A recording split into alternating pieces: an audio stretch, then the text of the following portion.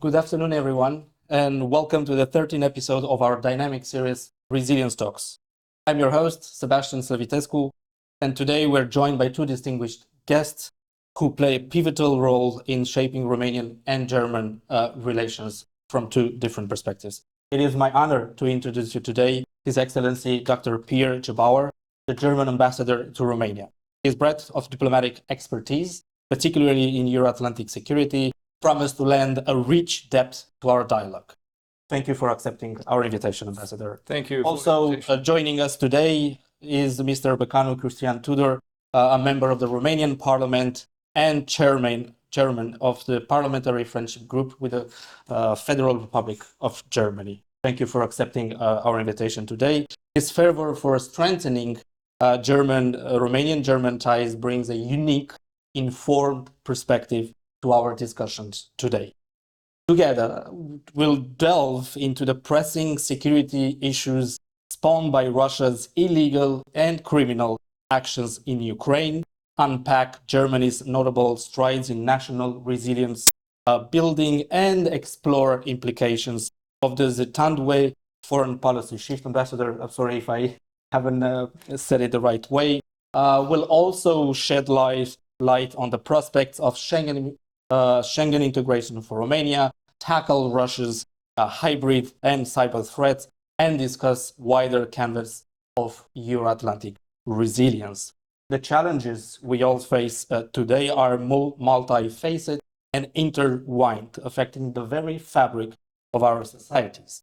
Engaging in dialogues like this one is crucial as we collectively navigate these complexities. So let's embark on this enlightening journey of understanding.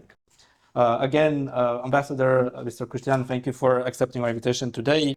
While I was doing the research for this conversation, I couldn't not notice that in the past 2 years, let's say, there's been a lot of back and forth between Berlin and Bucharest and vice versa. If in 2022 we had the President's visit in Romania, which was followed closely by the Chancellor's visit, Mr. Scholz, and 2 weeks ago in April, again another visit by the President of Germany in Romania.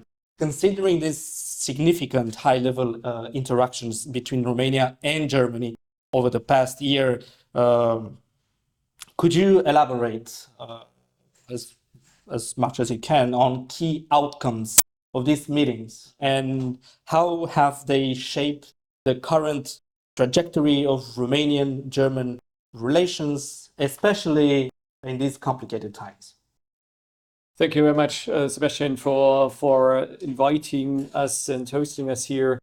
And you're fully right. The last year has shown a wonderful intensification of Romanian-German relations, also expressed by the number of high-ranking visits. You've mentioned twice the President, the Federal Chancellor, twice our Foreign Minister, a Minister of Defense, numerous members of Parliament and other delegations.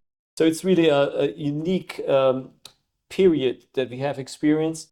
And I think the key message and also the key reason why we are witnessing this intensification of contacts is the fact that Romania has grown so much in importance against the backdrop of the cruel and illegal Russian aggression against Ukraine. Romania, located as a neighboring country, I think it's the EU country with the longest land border with Ukraine, is geographically in a unique and a very responsible position. And it has played out this responsibility in a most impressive way. And it's something that's certainly acknowledged and applauded in Berlin and in many, many other European capitals. Romania being key when it came to hosting the first waves of refugees, and I think there are still more than 100,000 Ukrainian refugees that take shelter here in Romania. Romania is elementary when it comes to ensuring grain exports from Ukraine, and of course with the humanitarian aid, military aid, and all the other support that we grant Ukraine, Romania always plays a very important role. And this role is always played in a very constructive way, never blocking, never putting forward your national ego, but always aiming for finding a solution suitable for all of us. And I think this is a role and a behavior that is greatly appreciated. And again, coming back, that's to your question, that's exactly mirrored by the fact that we had so many high-ranking visitors. Sorry for this long introduction. Coming to your question on what were the outcomes. The outcomes, I think, were one indeed from a German perspective, making sure that this message is heard. We appreciate Romania's role. Then, of course, a second outcome has been that we agreed on not only the fact that our bilateral relations are excellent and broad economically, politically, culturally, but there's, of course, always room to move further, to take the next steps. When it comes to the economic cooperation field, we sense that there is great room for beefing up our energy cooperation, energy partnership, Romania being in a unique situation of having many energy resources, gas, onshore, offshore, but of course also a lot of wind, a lot of sun and water energy. So it's obvious for Germany that partnering up with Romania would be beneficial for everybody. The second area is one that has been brought to the focus by the Russian aggression, which is the need to step up our security cooperation, which we are happily doing. There's room for cooperation in the field of defense and industry. Then, of course, we are closely following and cooperating in the field of troop deployment here. We had our Air Force here in the beginning of the war with 6 German airplanes. We'll have a number of big troop exercises taking place in Romania next year and the year afterwards with a strong German participation. We had the AVEX airplanes from Germany, NATO AVEX planes here the other day, and many other aspects where we see that strengthening our security cooperation is key. So these were just 2 very important outcomes, but again, overall, very successful visits. Thank you, Ambassador. Mr. Cristian, as a member of the Parliament, you have a unique perspective on our bilateral relations. Do you see any way forward? In your opinion, is there more to do? Do we have more ways to advance our bilaterals, especially on critical infrastructure? Germany is our biggest economic partner with more than 7,500 companies being active and that are staying in Romania and keep developing. How do you see these dynamics? I know you have a unique perspective as you travel often, as you have numerous meetings with decision makers and partners in Germany. First of all, thank you for having us invited here. It is a privilege. In terms of your question, I think that we should see this unique relationship that we have with Germany as continuous work in progress. So we would never have the luxury of stopping what we are doing. We need to always work. We need to strengthen our ties. We need to see what are the key messages that are issued by the German stakeholders. And I'm now referring to the global Zeitenwende. And we all saw that the view of Germany towards the Central and Eastern Europe and the Republic of Moldova and Ukraine has changed dramatically after the second part of 2022. So after the war started, and we need to really be focused on that. And now I'm speaking as a Romanian citizen. First of all, it is our job as politicians, and all the citizens should be interested in that, to see what the opportunities are, to identify them, and then to create bridges in order to work together with our German partners. And to create win-win situations. you mentioned some key areas such as energy or critical infrastructure, but there's so much more than that. Just think about the potential of producing goods which require new technology, batteries, hydrogen cells. We have the privilege, and we are very lucky to have a very low carbon footprint in the production of our electricity. Just yesterday, 2 days ago, I was checking together with some German friends from the Bundestag how the structure of the production of energy looks like in Romania, real time. So at that moment, the production of electricity from hydro was of 51%. And then we had nuclear, which at that moment was of about 11%, but we can take it to more than 20% with our current capacities. And then we have solar. Solar was of about 10%, and wind was about 11%. So here we produce very little CO2 when it comes to the production of electricity. So that is highly appreciated in the European Union. And we can produce hydrogen, for example, here without polluting that much. Secondly, we produce a lot of things when it comes to pieces that are required for the German automotive industry. We produce gearboxes, for example, tires.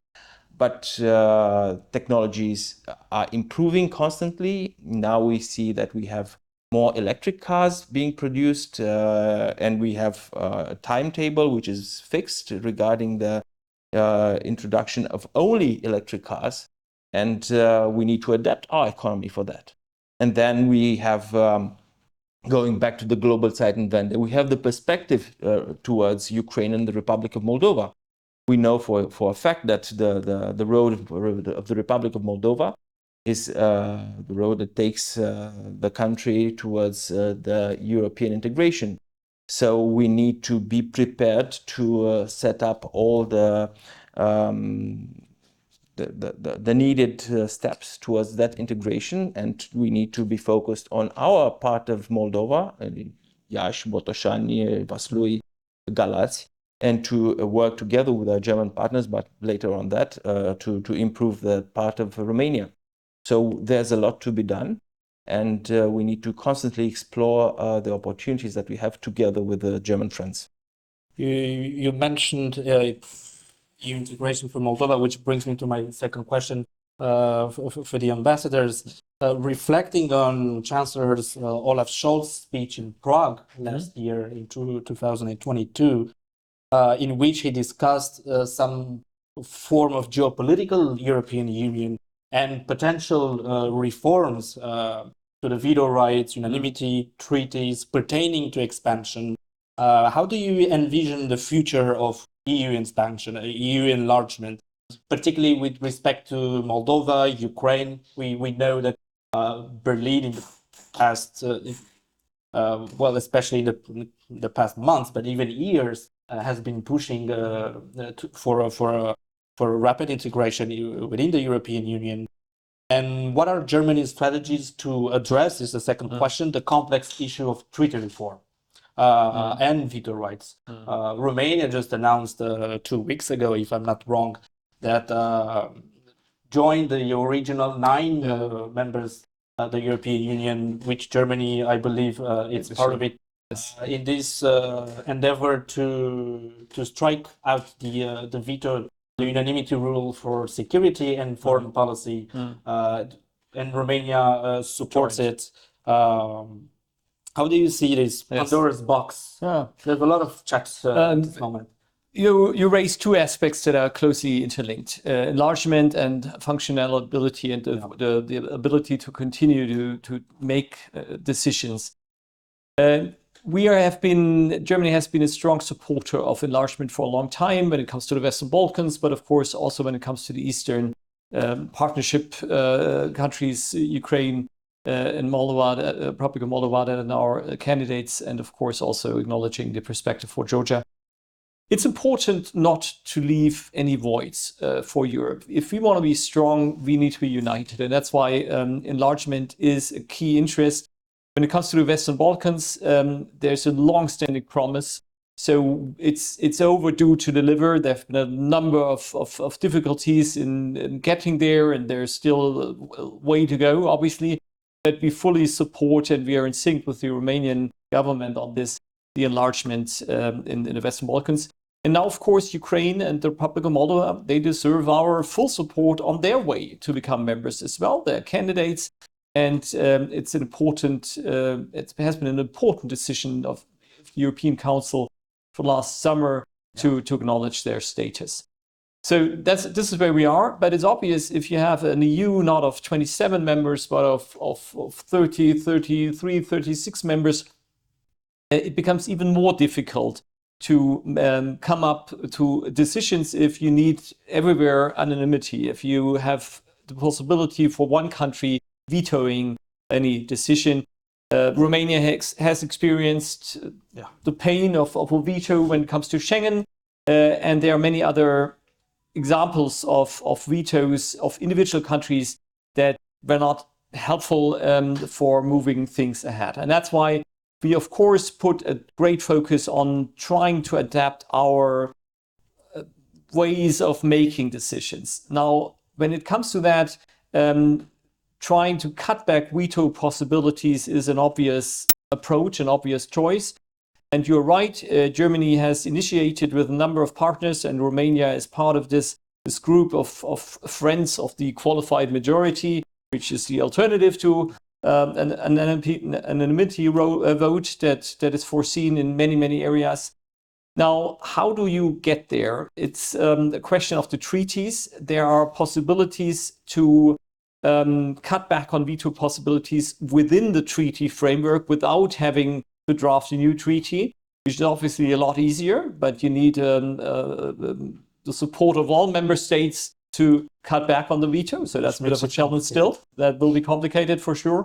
And then there's a question of even bolder reforms, which would entail a change of the treaties, which, to be honest, at this stage seems a bit, quite a challenging goal to achieve, or even more challenging goal to achieve. So we should, and we do, concentrate a bit on the lower hanging fruits and focus on ways of, within the existing framework, promoting a qualified majority. And it's great to have Romania on board. But again, we have seen over the last years an increase of the readiness or willingness of individual member states to make use of their veto powers.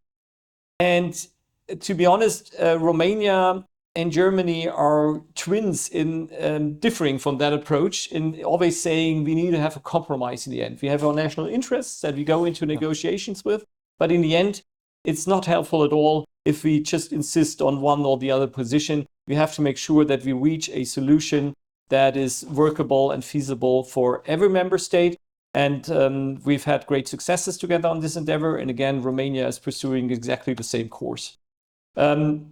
Where will we be ending up? I don't know. I mean, this question of bringing these two goals, workability of the EU and enlargement of the EU under one hat, will remain a challenge, and it will determine, I'm sure, the years until the end of the decade in a very decisive way. And I'm not here and I'm not in a position to know, where we'll be ending up, but I know that we have to work on it. And as we have seen traditionally with the European Union since Maastricht, Lisbon Treaty, and the spirit of Sibiu, the European Union structures have a way of evolving and eventually getting there. Yeah, it's true. We have seen, and it's been incredible. I mean, for me, I study European law. I'm pretty passionate about it. And nobody thought with the pandemic, the COVID, that the European Union could handle it so swiftly. Yes. And successfully. And we have done it.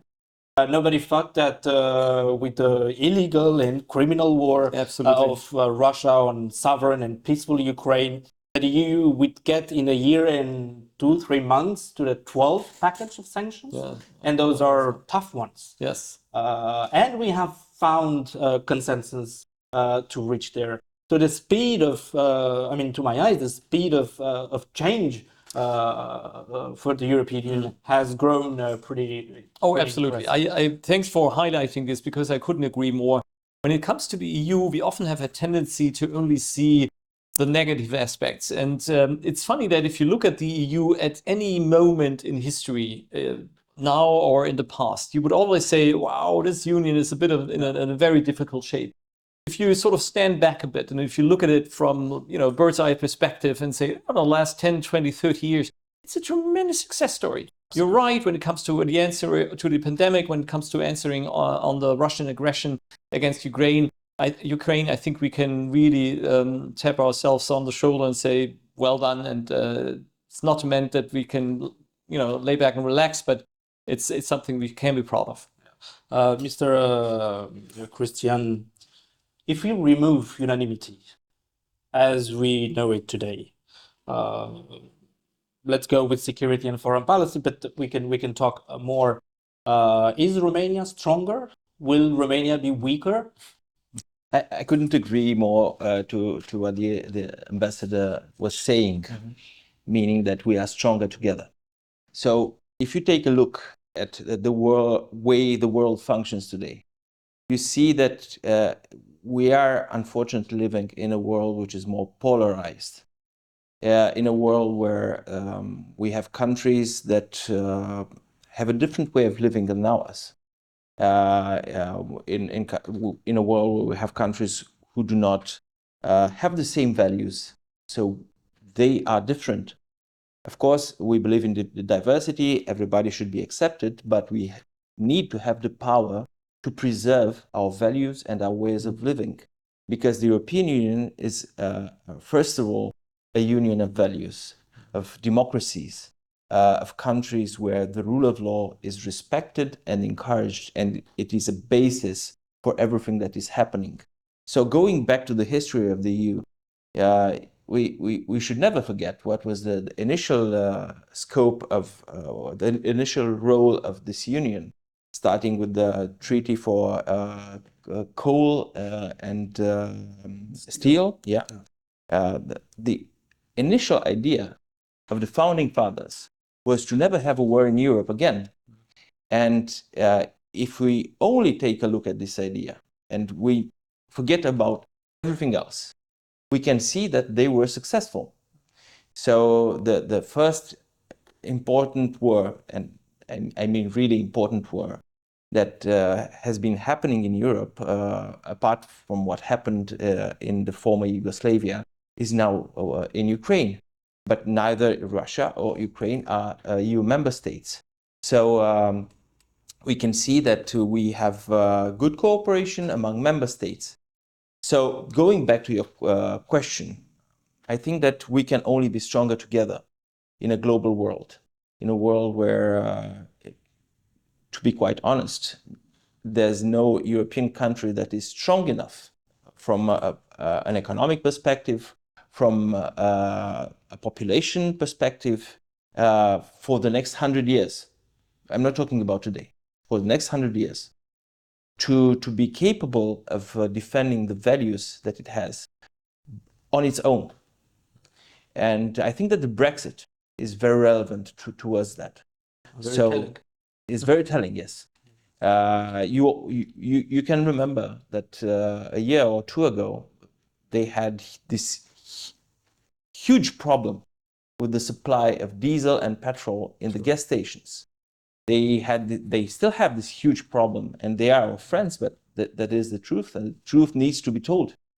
They have this huge problem with the lack of capacity of taking the crops out of the fields. So the vegetables are rotting in the fields. So we will always be stronger together, of course, together with our US friends, partners, and allies, in defending our values, in promoting our economic interests. And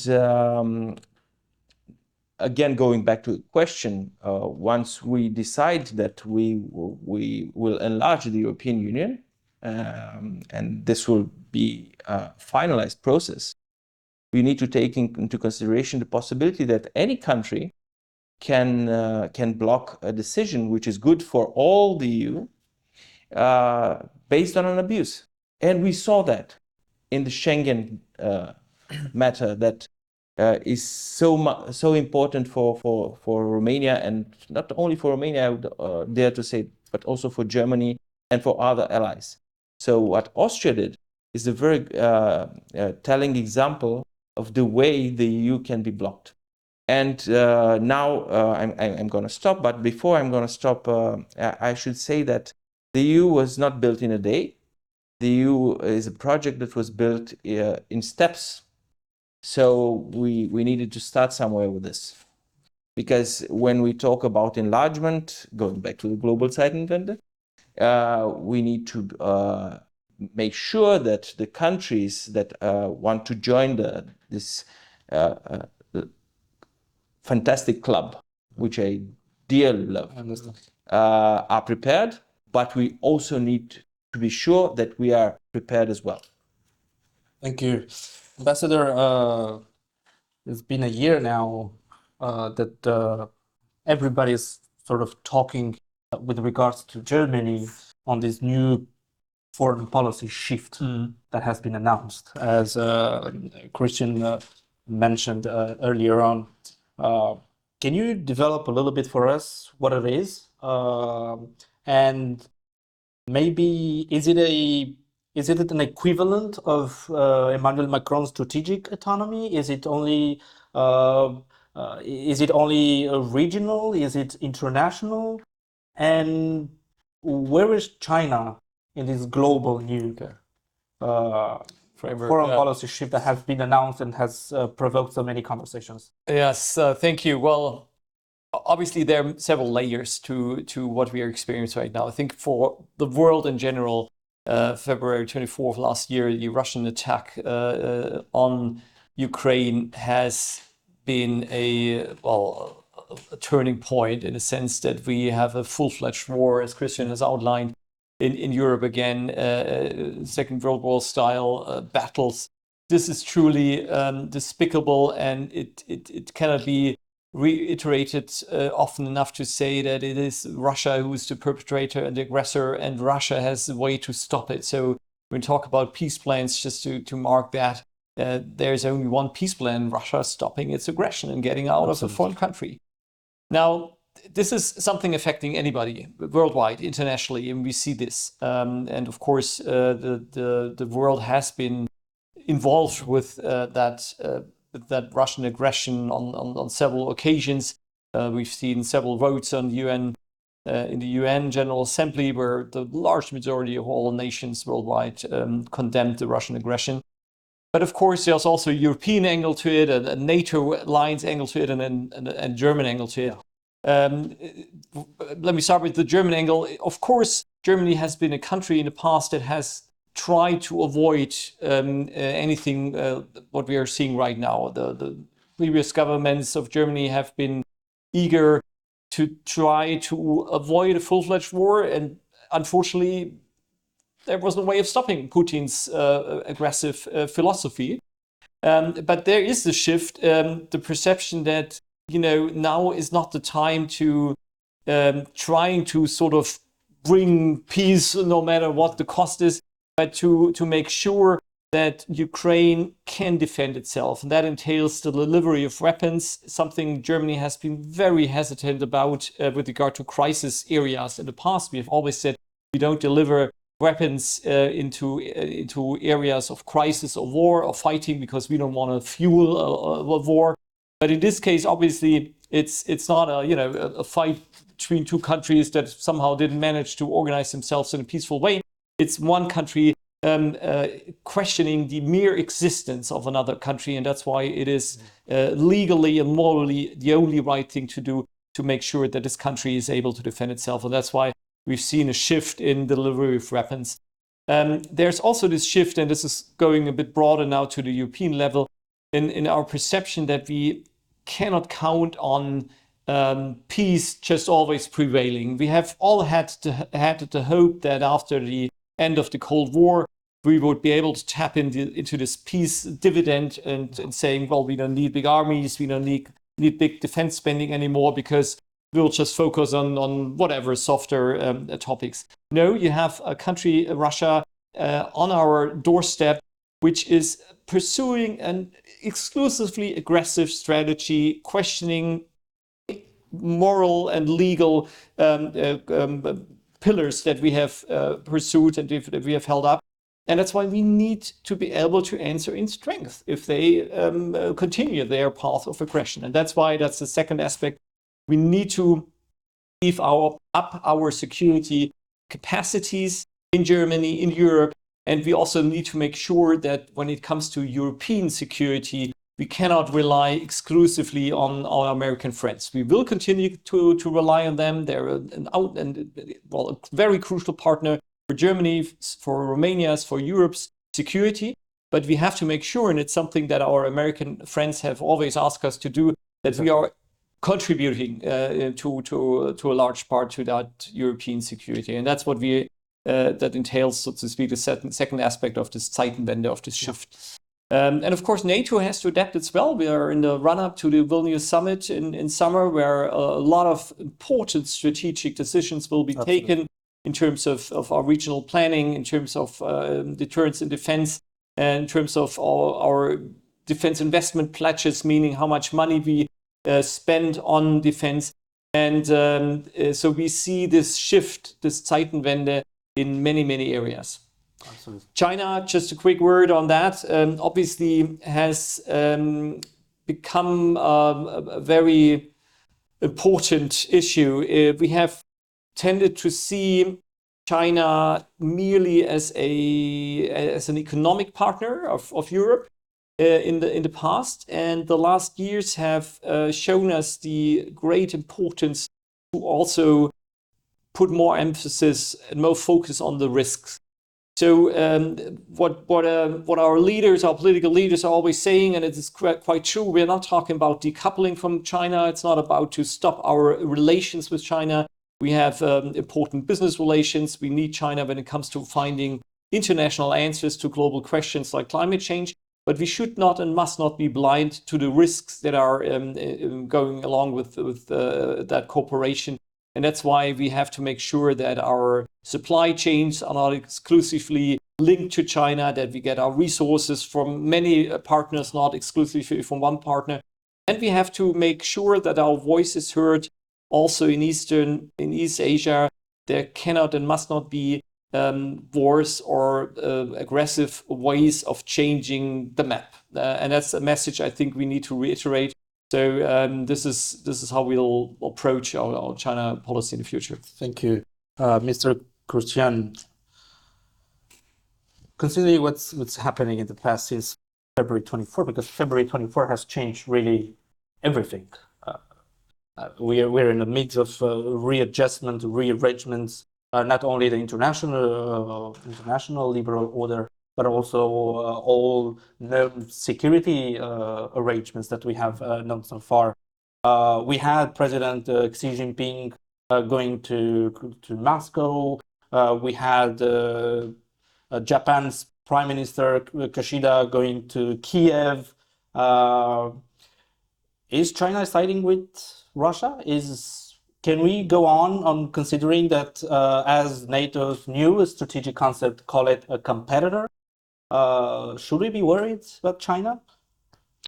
First of all, China and the Russian Federation are strategic partners, and we should never forget that. Secondly, I think that China is doing business, and we should take a look at who's winning out of this war.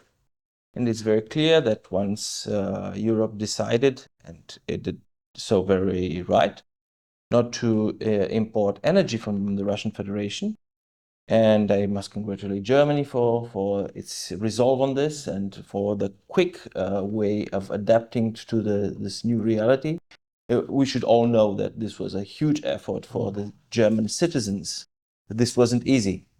People tend to forget this. It was very difficult. Going back to China, China has access to cheap energy from the Russian Federation, has an export market. I understand that Chinese companies are gathering resources from the Russian Federation, especially from the Siberian part. So I think that China is doing business. It's another opportunity for China to prove that it is a major actor, a global actor.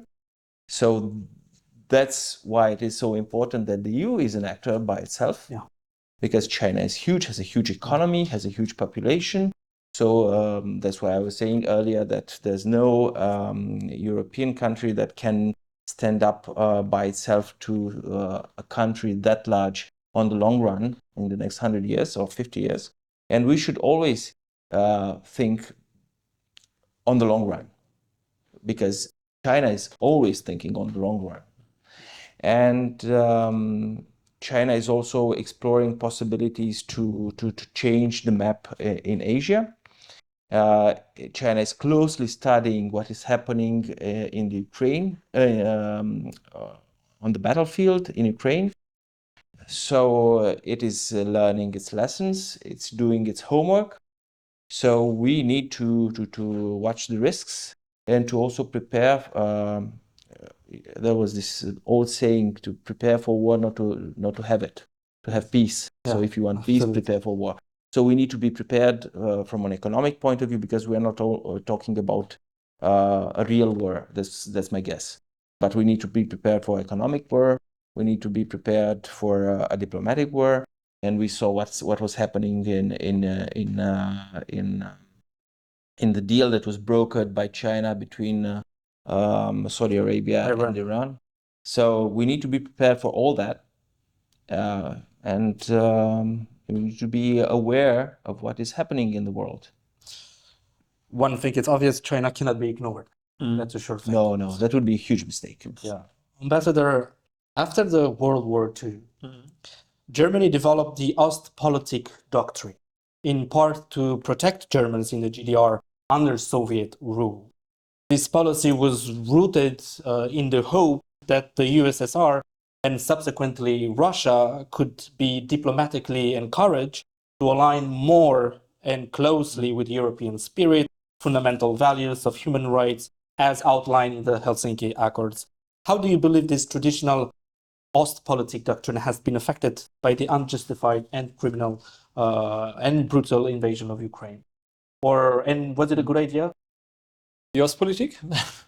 Well, if you look back in history, we all managed together to end the Cold War successfully, and I think it's also we have to pay credit to the courageous women and men here in Romania who sacrificed a lot, some losing their lives for bringing down communism. If you ask historians on what did the trick, I think in the end, it's probably a mixture of several attempts. West Germany has pursued, right after the Second World War, a more strict course toward with the GDR, eastern part. And we have, for example, said we won't have any diplomatic relations to countries that have diplomatic relations with the GDR, making sure that there's only one Germany, one government that can represent all of Germany. Now, this was important. And then again, you're rightly referring to the Ostpolitik of the 70s, which sort of tried it a different way of saying, let's achieve change through closeness, so having some sort of cooperation, and maybe we'll find a way forward. Then, of course, you've seen again a shift internationally with regard to the armament race, as they now refer to, which I dare say probably also was a very important, if not the most important factor in bringing down the Soviet Union financially. So in the end, I think it was a mixture of elements that enabled us to make sure that Europe is now united in this time, and we've achieved a lot. I'm not a historian to say, it was a mistake here or there. I think in the end, every policy approach did its part. Now, coming back to what does this mean for today, I think what we have witnessed, and we touched upon it earlier in our discussion, is that it's not working to appease Russia through trade, through economic cooperation.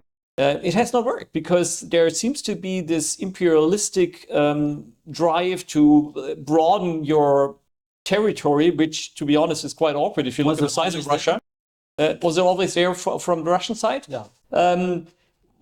I'm sure there's a long-standing tradition, and I mean, no country is just unique in terms of mindset. There are people of all mindsets, but it seems to be a widespread perception that you need to achieve imperialistic greatness, and it's something I really have difficulties to understand in many aspects. Russia could have been a successful country of gaining money through selling its natural resources, developing, becoming attractive for all the neighboring countries that also have sort of cultural links to Moscow. They completely fumbled and failed on that. And it will go down in history as the biggest blunder and failure, for a long time to give up all the possibilities for the belief that you need territory.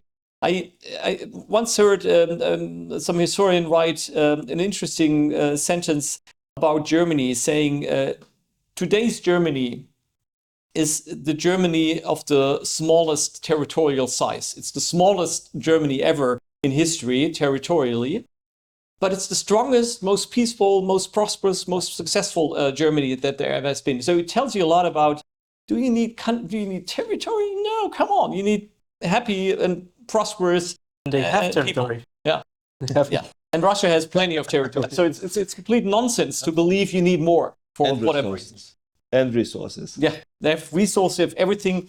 But again, I cannot understand how you can actually believe that this path that Putin has chosen will lead you to greatness. It will lead you to disaster. You make a very interesting argument. Thank you. About that, if I may. I think we go back to values. It's about values. It's about the perception of the way of living. It's about political systems.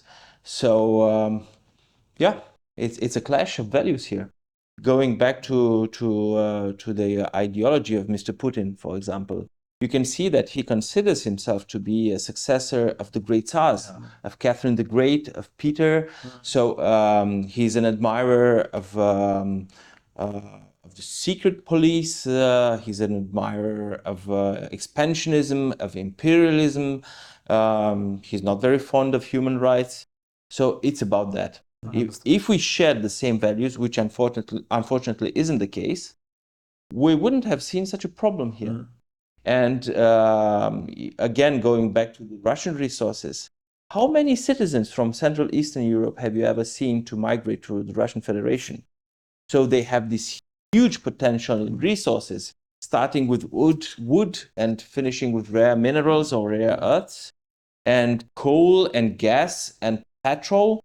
And in spite of all that, they have these huge yachts, which are costs in the hundreds of millions of euros. And again, in spite of all of that, nobody wants to migrate to the Russian Federation. But we see a lot of Russian citizens trying to go to Western Europe, which isn't as rich when it comes to resources. So instead of investing in research, technology, in protection of, in social welfare, in the protection of human rights, they invested in yachts. That's the reality, and it's very blunt. Thank you. Coming back a little bit to resilience, Euro-Atlantic resilience, our main focus. Germany has a national strategy in terms of resilience, national resilience that integrates further down the road into the Euro-Atlantic resilience in terms of, such as defined by NATO, whether we talk about disinformation campaign, whether we talk about hybrid actions. And let's not forget that Russia has started this war a long time ago, not on the 24th of February, not even in 2014. A hybrid war has been on the happening for even longer than that. Whether we talk about critical infrastructure and all of these pillars of the resilience, and this national resilience building effort that Germany has been undergoing for many years now, which had situated Germany in a position where a lot of even us, a lot of our allies and partners are looking up to Germany and trying to learn from there. Is it in terms of democratic resilience, for example, what makes Germany so strong? What makes Germany an envy? Let's say, is it the social contract that is this the public trust? What situates Germany? What makes it such a success story? When it comes to resilience, I think we are in the midst ourselves of adapting. We have all realized that there are risks that we had not foreseen. The pandemic taught us that being too optimistic about worldwide supply chains can backfire, and that's why we have now started to, in Europe in general, to sort of beef up our own capacities to be able, for example, in a pandemic, to react more efficiently and have the available tools and products in place. And the same is true when it comes to energy resilience. We've just sort of worked ourselves out of semi-dependency from Russian fossil fuels, and it worked out quite well. It worked out quite well because it was a joint effort of the government and the society. The society starting to save energy much more than we had hoped for when the Russian gas did not come anymore and was cut off. The population taking a great effort to shift towards renewable energies, and the government, of course, making sure that there's new infrastructure in place that enables us to become energy resilient. One element there again is the fact that we are part of a European energy market in that sense as well. So we have greatly benefited, as have our neighbors, from one another's energy mixed. And if one country has more energy production and electricity production due to, I don't know, better weather conditions for the renewables or other aspects, then this country is helping out the neighbors and the other way around. So this has been a success because of a joint effort. Again, we are not at the point where we say we are resilient against whatever comes. No, it's a constant process. Will we ever be? But there's a lot of homework we're right now doing. We're in the final stage of drafting and then publishing our national security strategy, first time strategy, which has a lot of angles of resilience to it. And when it comes to critical infrastructure, again, we are in a process of determining the risks, what is vulnerable, because we realize more and more that there are many vulnerabilities when it comes to cyber attacks, but also physical attacks. And we try to make sure that we are better prepared. But again, it's a process. Thanks for saying that we are the envy of others. I feel that we have a long way to go ourselves, and it's always a joint effort. And again, resilience cannot be achieved nationally. You have to achieve it European-wise. It's a European resilience that we can achieve. And that's why partners like Romania are for us so important, because we know we're singing from the same sheet here, and if the capacity is here in Romania, we feel safe. If it's somewhere out of Europe, that's a different story. Thank you. Mr. Cristian, you have been back and forth in Germany a lot, let's put it that way.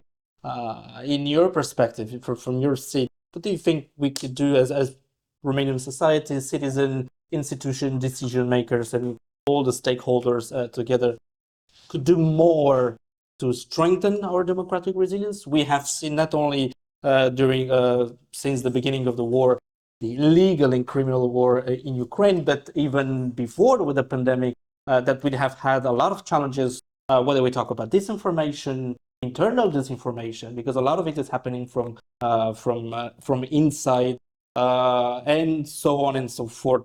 Well, in your perspective, how do we move forward? How do we do better? Well, such a complex question. First of all, we need to do better when it comes to economy. I would like to approach this perspective based on my experience with the traveling I've done to Germany. So going back to energy, for example, we had a delegation from the Bundestag for 3 days in Romania, and had plenty of discussions regarding the the production of alternative fuels such as hydrogen or batteries in Romania with German technology, since we produce electricity with a low carbon footprint.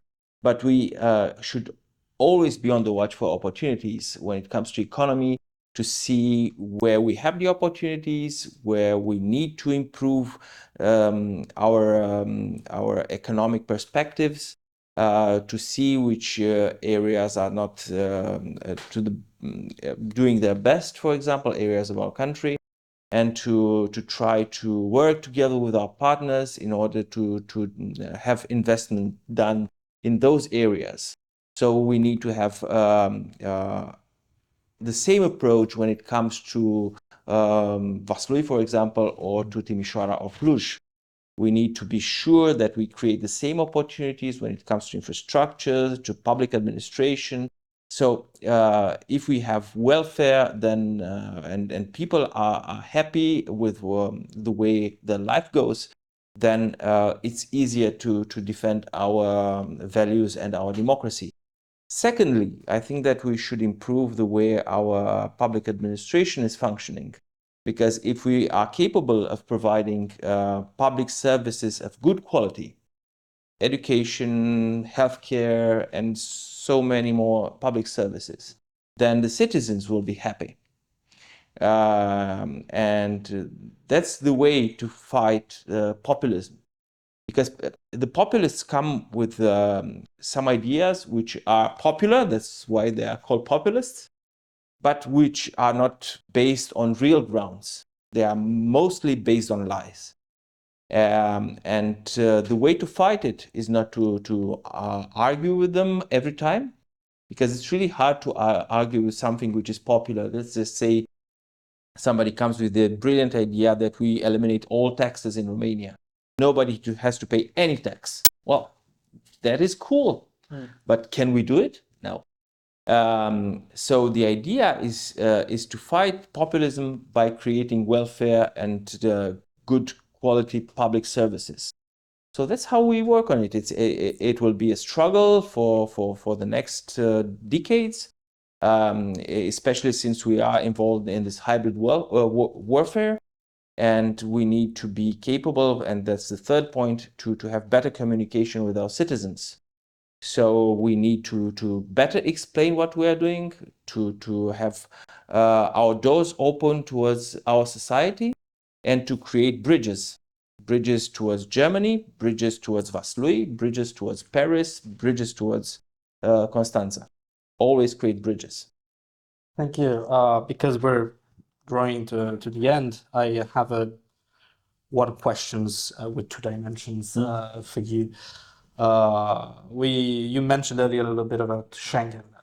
As you probably know already, it's a big deal for us, not only for decision makers, institutions, but ordinary citizens. Absolutely. It has been quite a big disappointment for me, and I think I speak. Everybody shares when we had the news that it didn't happen, and Austria blocked our bid, presumably allegedly for some reason were not. Can Germany do more to help Romania get into the Schengen area? And when do you think that potentially could take place? That's the first dimension. And the second one, isn't this the fact that a country has the power to block without practically much of a reason? Because the refugee argument has been pretty much a nonsense, and it's not Romania that says it, but the European Commission reports, the investigations that are independent. Isn't that a threat to European resilience itself? And a bit of because we talked about the Schengen and how Austria blocked, but we never talked about the security aspect of the Schengen file. How do you see all of them heading together? Well, thank you. I couldn't agree more with you. We have a number of reasons why it would be not only important, but also fair and well-deserved for Romania to join the Schengen space. There's a great economic angle to it, obvious, which is also affecting German companies producing here and trying to ship their goods to other parts of Europe.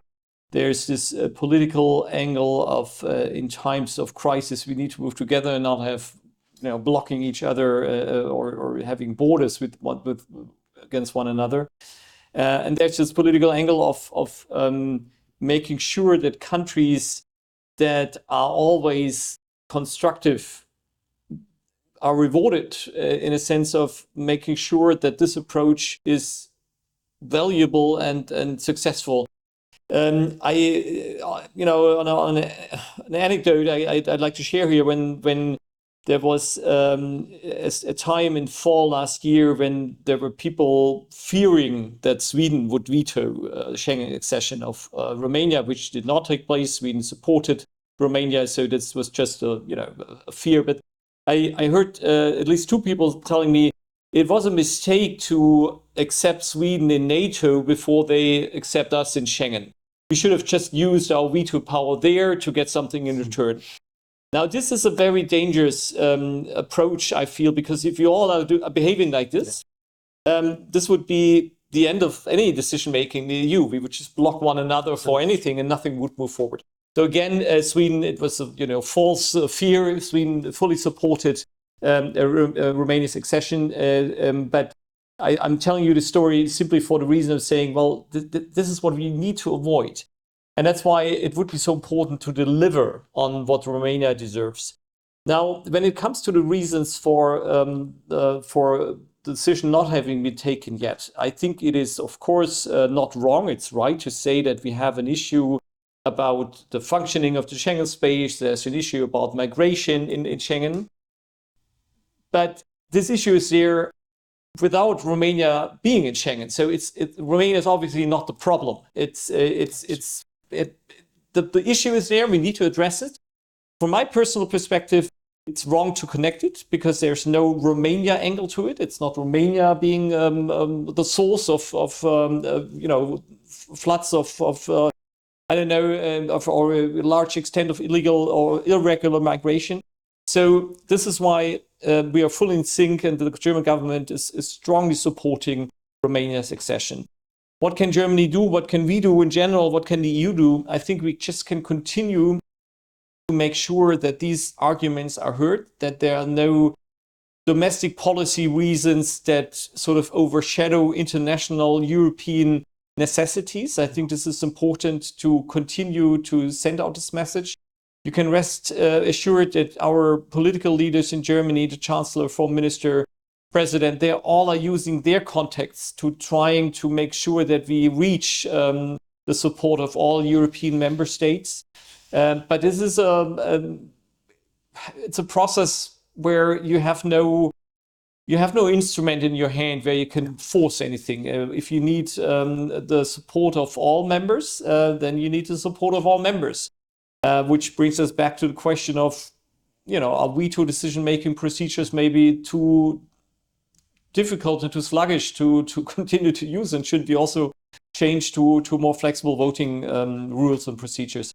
So I unfortunately cannot give you the magic answer saying this is the button we need to press and then things will be resolving. On the other hand, I know that in politics, and in particular maybe in EU politics, you need persistence and you need to just continue. You need to always argue and strive for a result.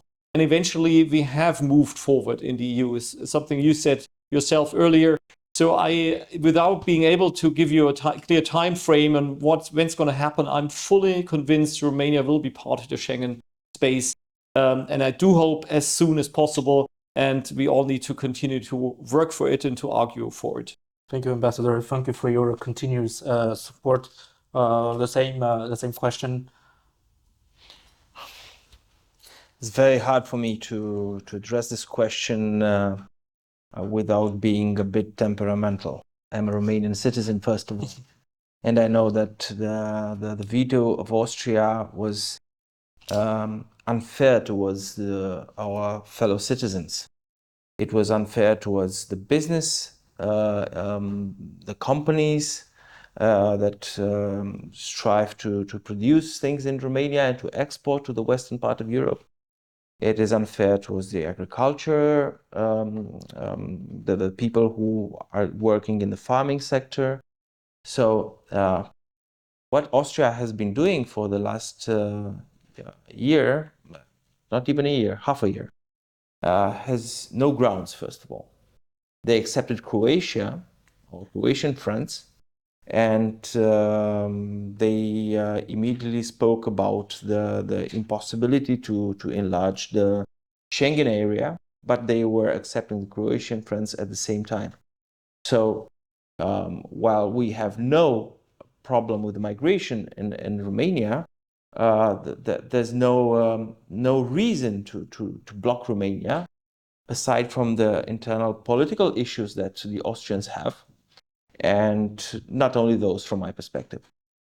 But we need to strive, we need to be consistent, we need to think European, and we need to stand together with our partners. And we in Bucharest, we always thank our partners from Germany for standing up to us, for helping us, for supporting our Schengen file, which is a very important foreign affairs file for Romania. And now to be a bit more out of the abstract part. Unfortunately, it is my belief that if we don't go into the Schengen area this year, it will be very hard to achieve this the next year, because we will have elections all across the EU. So if it doesn't happen under the Spanish presidency of the European Council, then we will have a huge issue, because it will, I'm not saying it is impossible, but it will be very difficult to achieve it in 2024. So we need to take a look towards 2025. And this is very much destabilizing our political establishment, going back to resilience, going back to democracy. And again, it is unfair what the Austrians are doing, because people look towards the political establishment and say, look, we feel like we are not treated in the right way, in the best of ways. And we in Romania have done everything within our powers to fulfill our obligations and to help our Ukrainian neighbors. So why is this happening? And it's a very difficult of an answer to give to the Romanian citizen and voter. Thank you. And on that note, we end our program here today.